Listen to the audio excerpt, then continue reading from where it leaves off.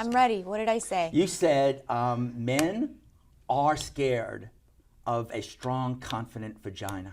Oh, well, that I think is true. Yeah.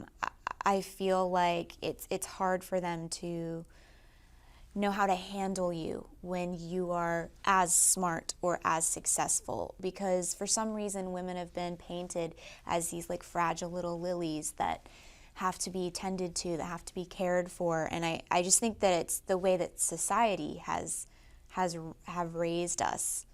If I reversed that quote to the other side of the coin and said women are scared of a strong, confident penis, would that be right or wrong? See, this is good for people to do to me, because then that's really offensive. Like, I'm so offended that you just said that.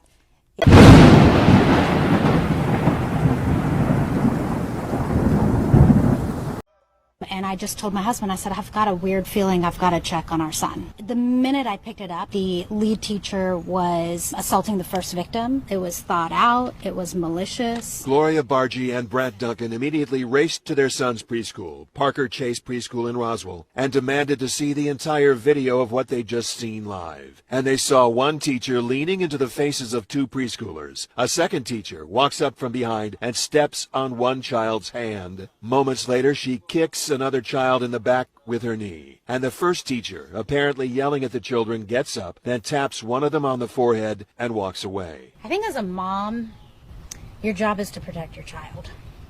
And there's a guilt that I put him in that environment every day. Sorry. We entrusted in their staff to protect and watch over our children, and they're evil. They're evil.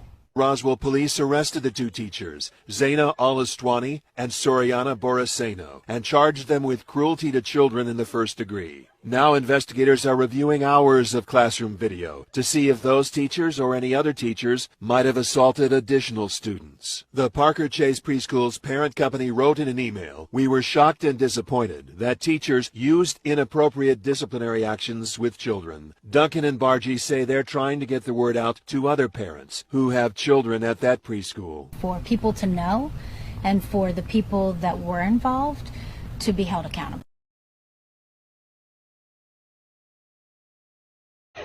Got half a bed with this week's child support. Next week will be the mattress. So you're mad at your ex-husband who sent the child support he was ordered to because you can't afford the mattress? Tell us more. Babe? I'm not your babe.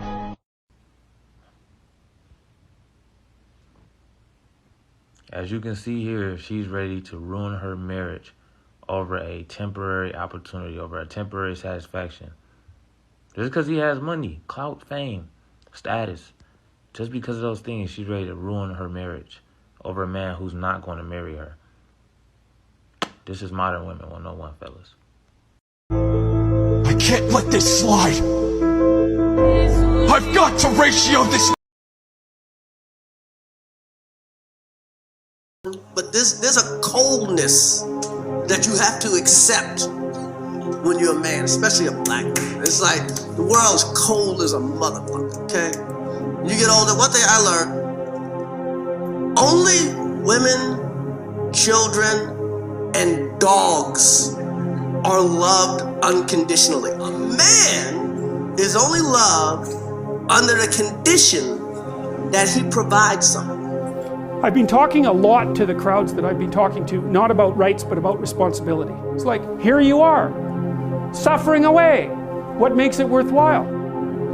Responsibility.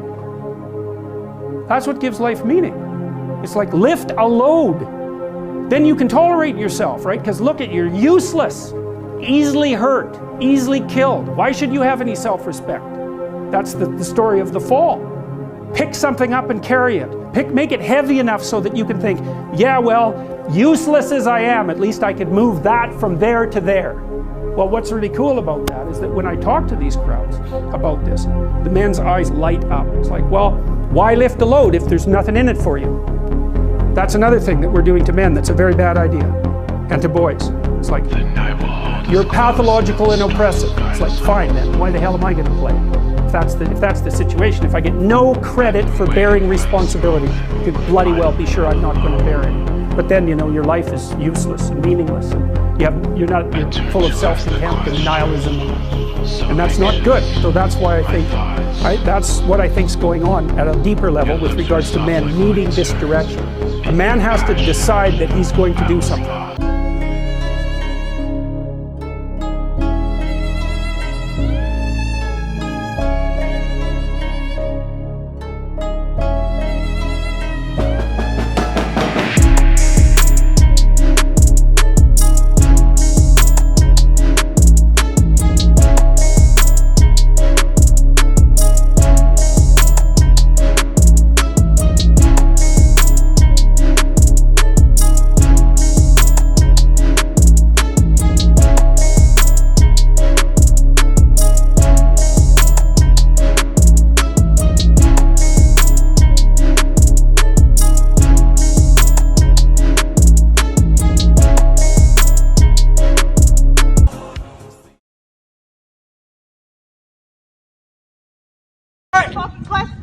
You're punching me! Die! Mosh pit, mosh pit.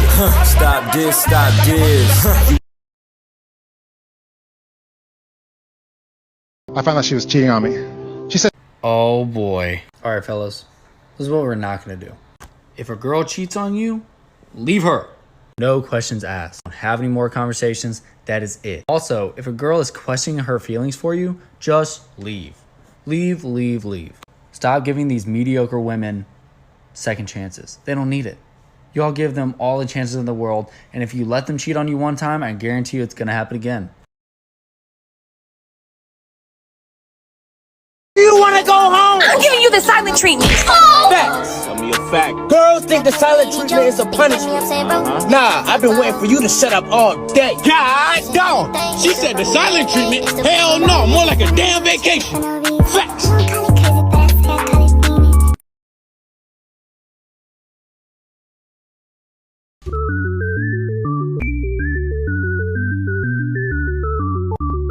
Ladies and gentlemen, for fuck's sake. I finally rest and watch the sunrise on a grateful universe.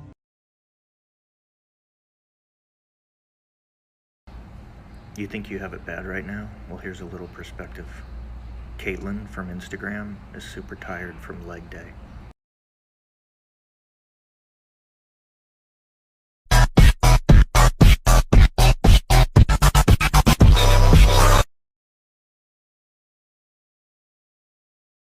Step one.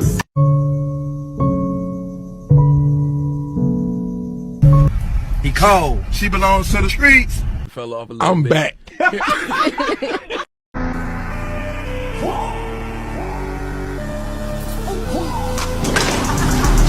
Test that bitch. I'll buy it. When I first came here, I said I ain't come here to waste my time. I want the truth. You can't handle the truth.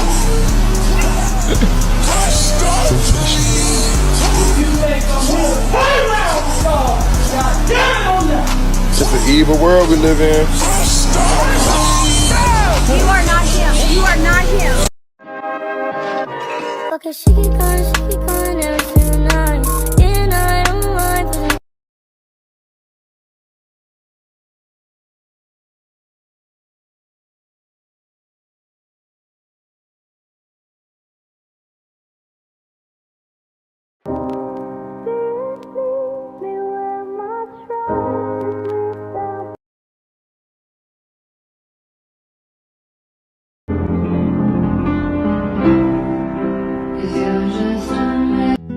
Men have effectively been scared off from doing so. Women as a majority have sat by in either silence or applause, while male feminist allies and all women often traumatized, all influenced by toxic rhetoric into hating men at large, spoke out on the collective's behalf stating the following: that men cannot cold approach, cannot give compliments, cannot speak to women they do not know, or cannot advance a friendship into being something more, or they'll be labeled a predator, creep, or manipulating.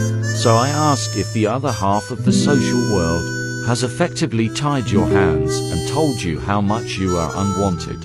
Would you feel like taking the risk of complimenting a stranger?